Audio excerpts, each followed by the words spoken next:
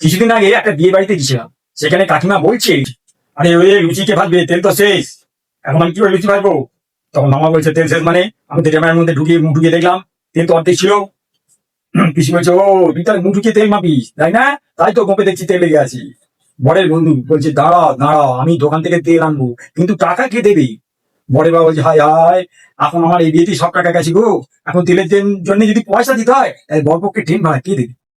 পরে কাকা চেঁচিয়ে বলছি, তোমরা খালি তেলের কথা চিন্তা করছো, এদিকে বর জানো, বর তো হাওয়া থেকে হারিয়ে গেছি। সবাই একসাথে চিৎকার বলছে, কি গো কি?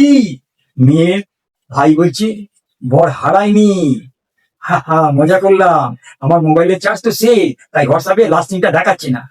তখন মেয়ের দিদি বলছে, তোমরা খালি তেল লুচি নিয়ে তেল নিয়ে চিন্তা করছো, কিন্তু খাওয়া দাওয়াটা কখনো একবার চিন্তা করেছো?